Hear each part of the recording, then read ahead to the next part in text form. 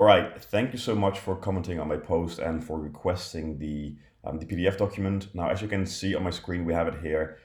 Basically, what's going to happen is I also recorded this video because there were so many people requesting it. So I'll go through the PDF document and I'll really explain much more about it, how I do things. You will also find the link to the PDF document below this, so you can just download it. I won't ask for your email.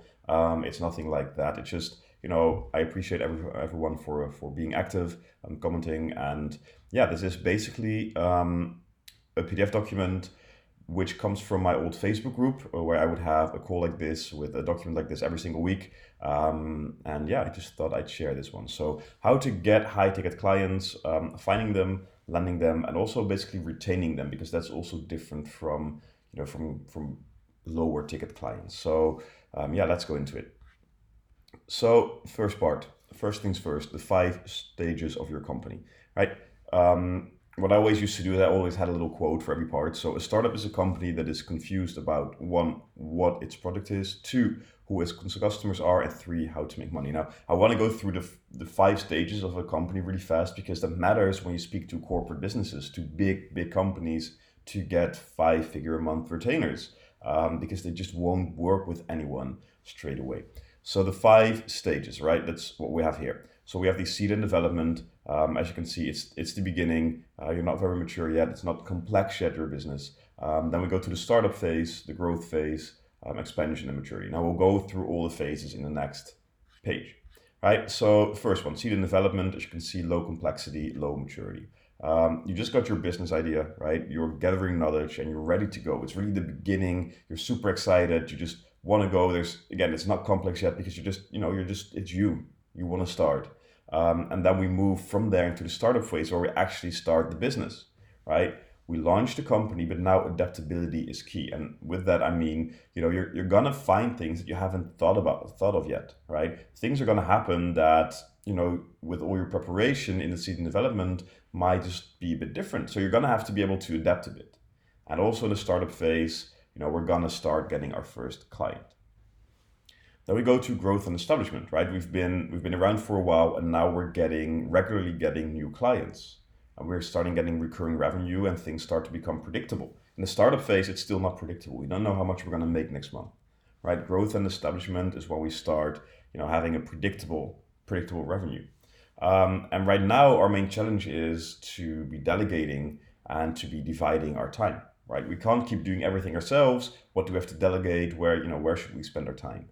And basically here, hiring smart people, whether it's contractors or employees, is key. So if you look here, right, you also see that the complexity has really gone up, right? And that's why, a lot of people sort of choose to stop here with their business. And that's absolutely fine, by the way.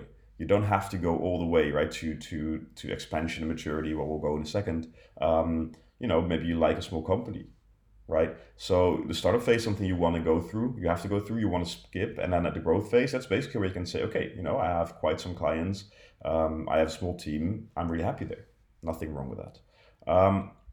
Then we have expansion, right? Business becomes like a routine. We have all the people in place, staff in place. The growth goes really, really fast because we're really expanding. We're investing back into the business to go to that next level, to keep growing and growing and growing. And we're going to expand our offerings or markets, right? Maybe you were just in your country, now you're going to go international, or you're going to add a second product or service. Before that, by the way, focus as much as possible on one service or product. And then, corporate businesses. So basically, what we're going to be speaking about a lot today and how to lend them. They have stable year-on-year profits. They probably have change in leadership ownership because they don't have the founder as the owner anymore or as the leader anymore. Probably a CEO, CFO, CTO, all those things. Maybe the owner's not even involved anymore. And we have the management in place, right? So this is the businesses that are very different to reach out to as potential clients, right? And that's something we have to think about when we speak with them, right? If we speak to a business which is a startup or in a growth phase, right? You're just gonna speak with the owner. It's really gonna be fast. They're like looking to build their business. They're finding ways to improve their revenue, but stay lean. Here with corporate businesses, they've been around for a long time, right? And if you are just starting, they've seen so many businesses come and go. It's different approach, and that's what we're gonna talk about. So the question is, right, what stage are you in? And another question is, why do we need to know this if we want to get corporate clients? It's not that they only work with other huge companies, no, but you have to be aware of the fact where you're at, right? So here's why it matters, right? Corporate companies, they basically won't work with you if you're in the startup phase, right? They want to have continuity. If you're just around, they don't know if you're going to be there in 3 to 6 months. And that's very important for them. It's important for everyone, but especially for bigger corporate clients who like to go for longer and bigger contracts normally. But you also need to be aware of their structure, right? How does this corporate company work and who do I need to reach out to? And because you won't just be able to reach out to the CEO when you start, right? Unless you're a very big company yourself. You need a different approach, right? It will take much more time to make decisions for them if they have management layers and if they have, they. If I'm reaching out to a smaller company and I speak with the CEO today, and depending a bit on his personality type, maybe he's the controller, maybe he's fast in taking decisions. He could say yes today. If I go to one of my corporate clients, especially now, even now when they're already clients and have been clients for me for years, if I pitch something or if I send them a quote which is above a certain threshold, they'll need approval from the finance department, from their manager, from the CFO. It just takes weeks, weeks, weeks, sometimes even longer. So you have to be more, you have to be patient. But once you're in, once you have a big corporate company or just a bigger company in general as a client, they're normally very, very loyal. So your company should be aware of the stage you're in, because you know if you are a startup, they will work with you. If you are really growing fast, there's some disadvantages that we'll talk about working with these big corporate companies, right? And again, you don't have to go through all phases, and you have to decide what's my ambition. And working with very big companies has certain basically means that they will demand something from you, will mean something in terms of pressure they put on you, in terms of the structure of your business. So these are all things that while we go through this document, keep this in mind. Right. So part two, some case studies. I want to talk about some of the biggest clients I've gotten in the past, just to give you an idea of how I've done this and why I speak about this. So selling is something that we do for our clients, not to our clients. Right? I thought that was an interesting quote to add here. So first case study, a big consulting client that I landed. I just landed it when I made this PDF document. So through my network, I got in touch with them, and basically the way this went is they called me, "Hey Bob, we have a problem. I heard that you can create videos, which is not really true, and we have this cool projects coming up. We're flying in. Well, it was a big project, really cool. It was also something they did out of charity, and the video production company they were gonna work with, for some reason, bailed on them last minute. So I told them, yeah, sure, I'll solve your problem, no worries.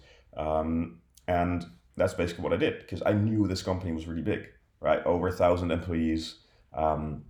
So it's really cool to work with them, and I saw the potential and how much I could be doing for them in the future.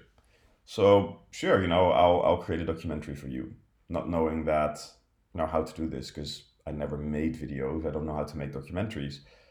Jumped on the phone, and 48 days later, two guys from the UK flew over, slept in my living room, one of them, and they created this documentary, and we completely over delivered. Right, the price was really low, but hey, it's also part of charity, and I saw it as an investment. Um, after that, they were super happy. I just kept providing value, and I always told them, hey, a cool video. This is really cool, but if you're just putting it out on your channel, you don't have a big reach. It's just it's a shame. So I started giving them tips on how to also grow their social media and how to get bigger reach on their social media. And also telling them, of course, hey, my main business actually isn't videography, but it's either web design or it's helping businesses go to the next level using digital marketing, which was what I thought they could need in the future. And I kept in touch. I just kept reaching out every now and then. How's it going? It's really cool. Are you doing something again this year? I'm happy to help. And then about 10 months later, the vice president called me, and invited me for a coffee.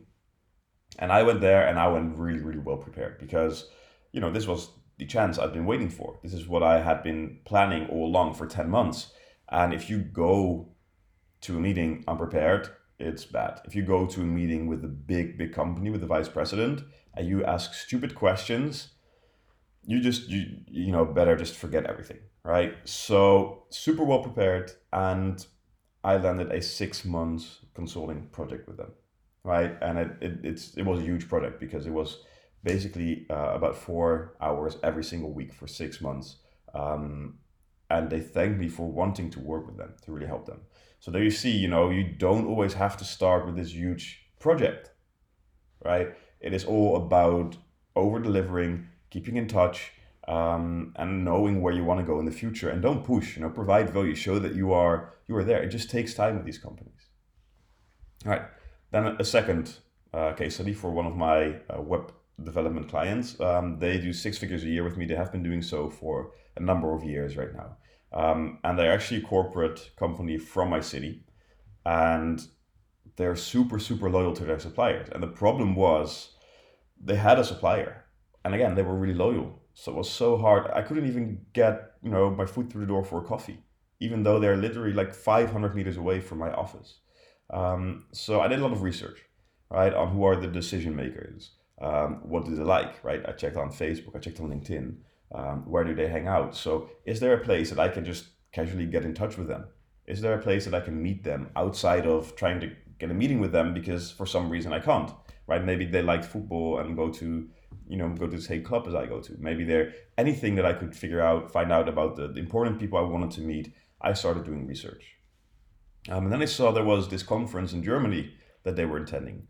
So, I got in my car, I drove. It was about a 4 hour drive, really well prepared. And I went to the booth because they had a booth at that conference. So it was pretty easy to get in touch with them over there. And even though they weren't there to speak with suppliers, I just showed them that I had done my research. I provided them a lot of value. I told them I actually drove there for 4 hours, even though they're 500 meters away from me, because I really, really wanted, just a chance to have a coffee with them. And, that's what I did. And they told me, hey, we really appreciate it. It's really cool. Let's set a meeting. So we set a meeting for the week after that, just to have a coffee at their office, right? And there I provided more value. I showed them how we could help them, how I really believed that we could systemize certain things and we could save them a lot of value. 3 months of follow-ups after that from my side. And here we are 5 years later now, still doing over 100K a year in revenue with them.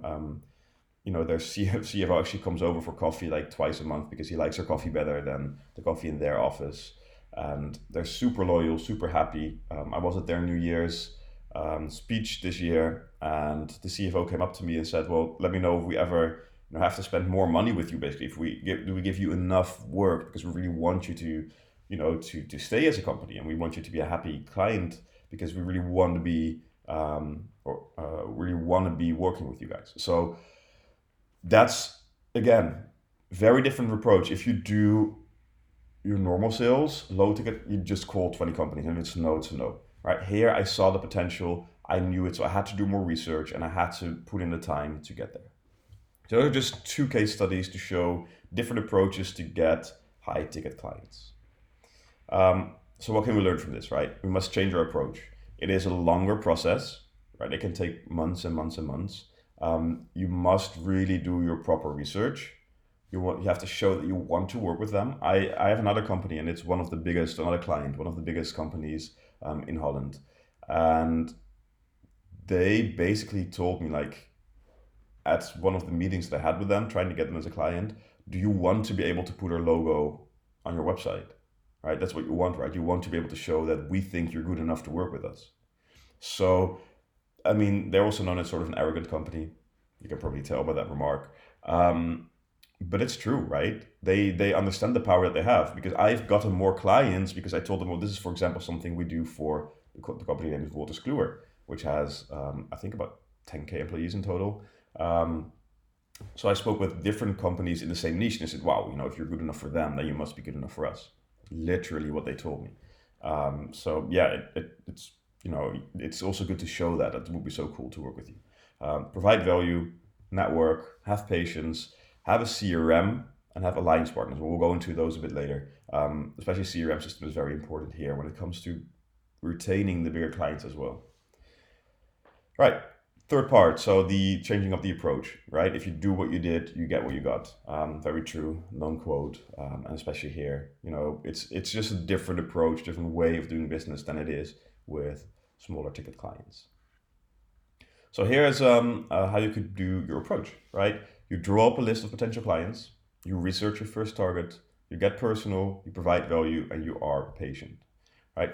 Targeting individual corporate clients will have a much higher success rate than contacting them en masse. So sending out an email blast to 100 companies, just sending the same email to a lot of companies, calling the same company with the same script, that works with lower ticket clients, not with the high ticket clients. They get so many of those calls, they aren't your average company, right? By the way, every business owner feels that they're not your average company, but even especially here, it is super, super important. So draw up the list of potential clients, right? Even if you offer a digital product or service, try to start with a local business, because this will really help you get feedback and just makes it easier, right? I started with local businesses. Just I can walk in, I can get their feedback, they can see my face. It's just in the beginning, it is much easier, right? It's not a must, but it is a pro, especially with the higher ticket companies. So at this point, right, we're just drawing up a list. We don't need to know who you need to talk with within the company. Just make that list of first local companies and then bigger that you really think are a good fit, right? And make sure that the companies you write down are companies you want to work with.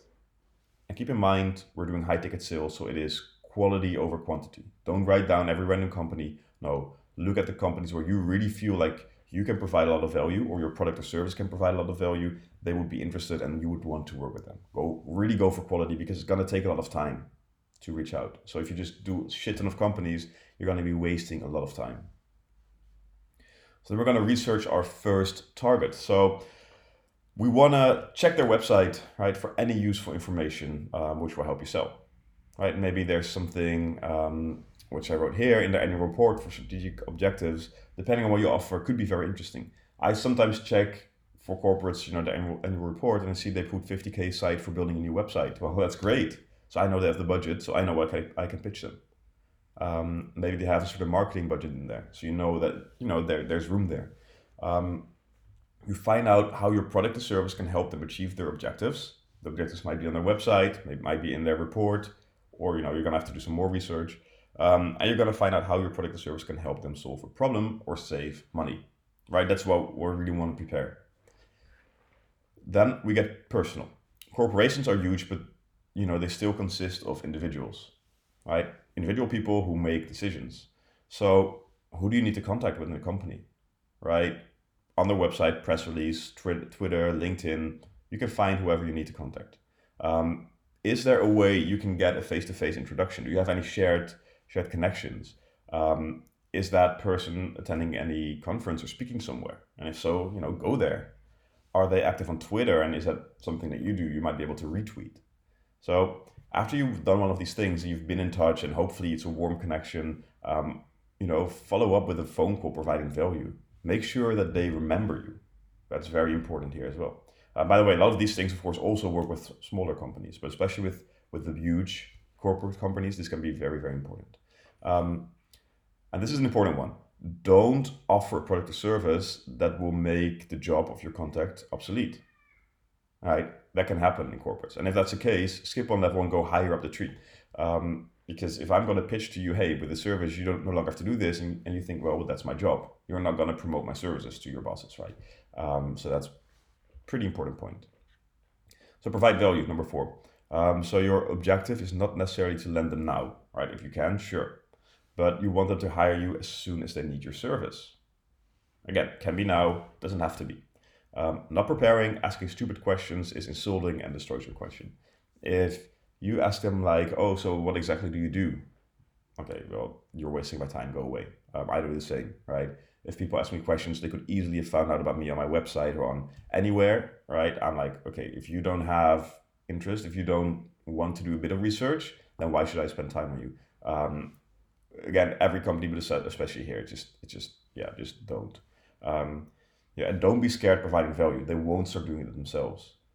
Big businesses understand a couple of things. First of all, that they need suppliers and that they need to give constant work to them as well. But they also know that they need to do the things that they're good at and then outsource other parts, right? And the first thing that I said, that they also understand that, they need to outsource certain things or make sure their suppliers have enough work. And another client of mine, they told me, well, what you're doing, and they're paying about a K a month. It's not huge or anything. They said, well, we could probably easily do it ourselves, but we appreciate the fact that you built the whole system, and we understand that it's important to you to have certain recurring revenues. And even though that it's not a lot of money, it's still really cool when it shows appreciation. And that's also a very big company. And number five, be patient, right? Again, it requires a big time investment. They react slow, multiple decision makers. But again, once they're in, they're super, super loyal. And that's worth a lot, because sometimes you even have to go through reference checks. Sometimes they even come do an audit at your company. That we're talking about the really, really big ones. So they're not just going to do that overnight. But also, if they've gone through that whole process, they're not going to change and go to someone else really fast, right? So that's the cool thing about them. And start small, right? 5-figure a month retainers need approval from several people high up in the company. It means that there are more chances that the answer will be no if they don't know you yet, if you're maybe just in the startup phase or just beginning in your growth phase. So why not start with a smaller project like I did at the consulting client? Because a smaller project will just need a small approval, and I think, oh, that's fine. And then over deliver, right? And then also let them know what other services you actually provide, because they will find ways to work with you. They will actually try and find more ways to work with you. And since you're already in, it's so much easier to convince the board for signing a high retainer. Oh, this company that we've worked with for a while, that they've provided so much value and it's so good what they do. We think we should go with them for this bigger thing. And then, of course, it's much easier to say yeah, rather than, oh, this company that we've never worked with before. Yeah, we could go for them or one of our current suppliers. So it's so much easier once you've done work with them, you've over delivered, you show that you're knowledgeable. It's so much easier to get a high ticket retainer. All right, so managing corporate clients. Your clients are critical to your business. Don't lose touch with who they are and why they've chosen to do business with you. I've seen it so often that we spend so much time, getting a client, and then people just stop caring about them, and then you lose the client you've spent so much time on getting, and that's, in my opinion, the stupidest thing you can do in your business. So get them personal attention. So here is an example of one of my corporate clients. And why you need a CRM system. So I have 18 different contacts within that company, right? And they are all in my CRM system, including their birthdays and even when possible, the birthdays of their family. So one of the things that happens is if I'm on the phone with them and say, hey, we could set a meeting for next Tuesday, and they say, well, it's my wife's birthday, so I have a day off. Great. Now I note this in my CRM software or in my calendar, and next year on his wife's birthday, I'm gonna send him a text.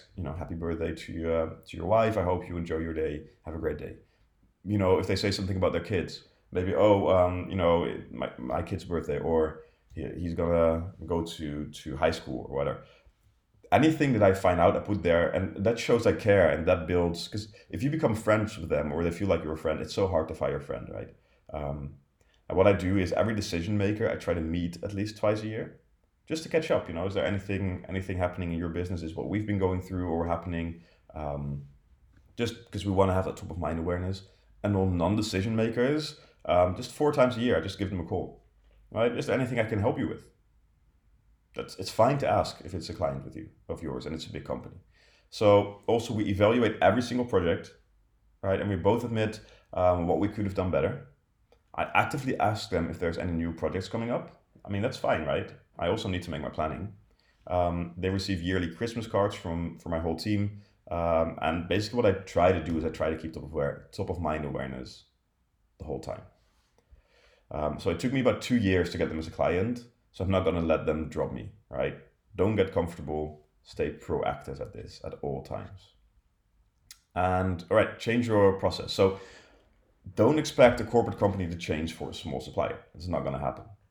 And that's also one of the threats with working with really big companies. So they have processes for a lot of things: invoices, contracts, receiving products and services. And they're not just going to change that for you. They're not going to change the way that the contracts that they sign, or the way that they have to, have their invoices. So as a smaller, more flexible company, be willing to change at certain parts, right?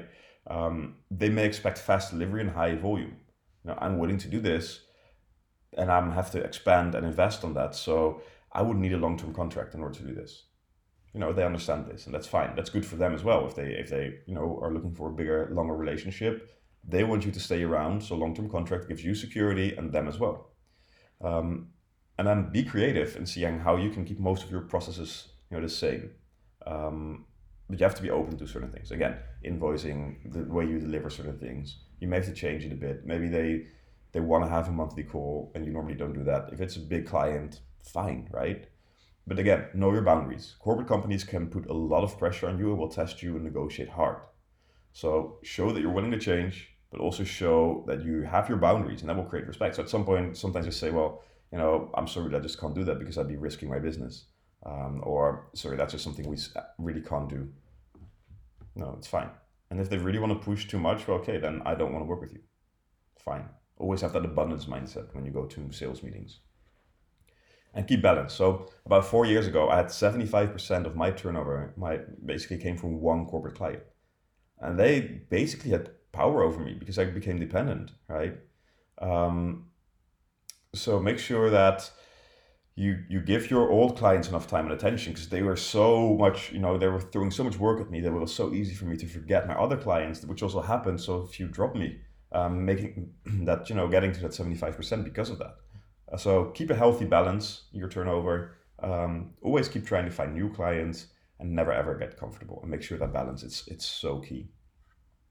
All right, just the last couple of pages. So the pros and cons of corporate clients. Your clients are critical to your business. Again, I don't know why I duplicated this, by the way.